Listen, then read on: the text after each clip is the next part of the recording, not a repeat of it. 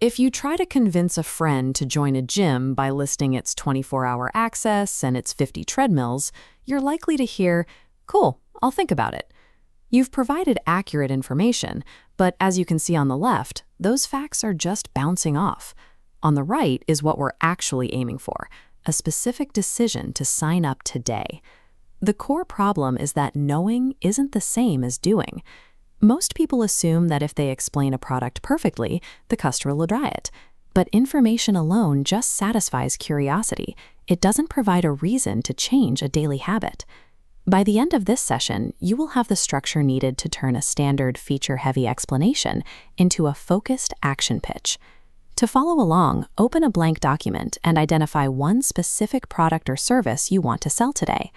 Distinguishing between educating a prospect and triggering an action is the first step towards turning passive interest into a concrete commitment.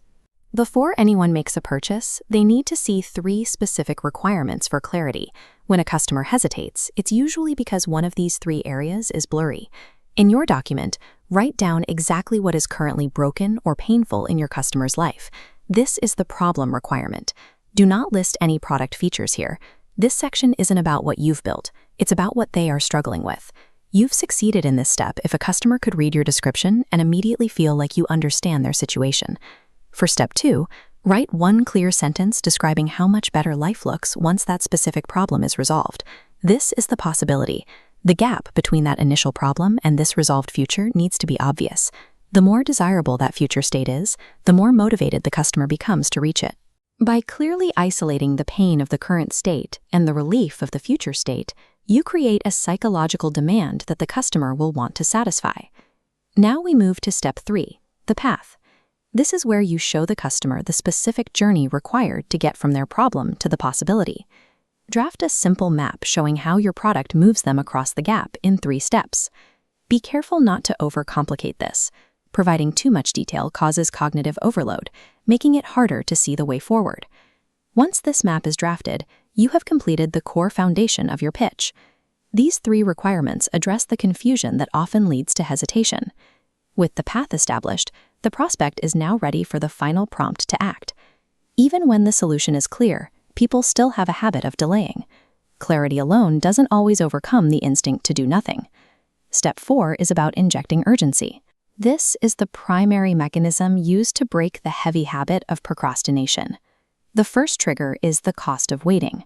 Show them what they lose if they delay. Because humans tend to feel the sting of a loss more than the joy of a game, highlighting the ongoing cost of the problem can be a powerful motivator. The second trigger is real limits. If there is a genuine deadline or a limited number of spots, state it. Knowing an offer has an end date helps move a decision to the top of the priority list. It is vital to avoid fake scarcity.